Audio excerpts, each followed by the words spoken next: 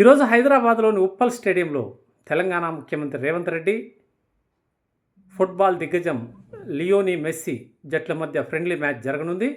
7 గంటలకు కానున్న ఈ మ్యాచ్ని కాంగ్రెస్ అగ్రనేత రాహుల్ గాంధీ వీక్షించనున్నారు. ఈరోజు ఉదయం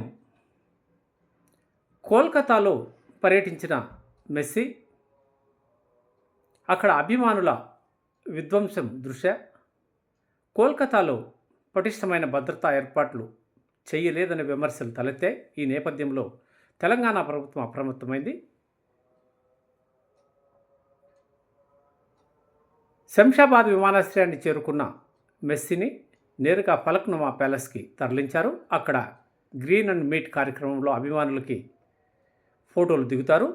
10 లక్షలు చెల్లించిన వారికి మెస్సీ పక్కన ఫోటోలు దిగే అవకాశం నిర్వాహకులు కల్పించారు. ఈ మ్యాచ్ని చూసేందుకు ఢిల్లీ నుంచి కాంగ్రెస్ అగ్రనేత రాహుల్ గాంధీ ఇదివరకే శంషాబాద్ ఎయిర్పోర్టుకు చేరుకున్నాడు. ఆయనకు ముఖ్యమంత్రి రేవంత్ రెడ్డి, మంత్రివర్గ సహచరులు ఘనస్వాగతం పలికారు. రేవంత్ రెడ్డి, రాహుల్ గాంధీ, మెస్సీ అందరూ ఫలక్నుమా ప్యాలెస్లోనే బస చేశారు. వీరంతా 7 గంటలకి ఉప్పల్ క్రికెట్ స్టేడియం చేరుకుని అక్కడ జరిగే ఫ్రెండ్లీ మ్యాచ్లో పాల్గొంటారు.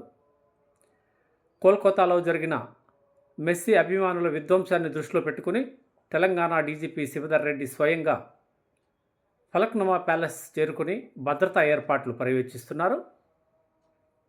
రేవంత్ రెడ్డి మెస్సీతో జరిగే మ్యాచ్ కోసం గత కొన్ని వారాలుగా ఫుట్బాల్ మ్యాచ్ ప్రాక్టీస్ చేస్తున్న విషయం అందరికీ తెలిసిందే. ఈ ఫ్రెండ్లీ మ్యాచ్ ద్వారా భారతదేశంలో ఫుట్బాల్ క్రీడ పట్ల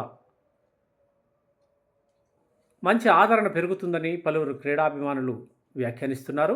ఏదేమైనా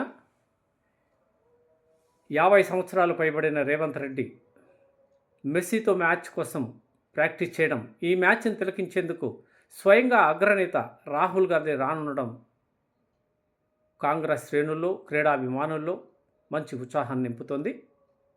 గోట్ ఇండియా కార్యక్రమంలో భాగంగా మెస్సీ పలు దేశాల్లో పర్యటిస్తూ ప్రస్తుతం ఇండియాలో పర్యటిస్తున్నారు. ఆయన కార్యక్రమం సజావుగా సాగాలని పలువురు ఆశిస్తున్నారు.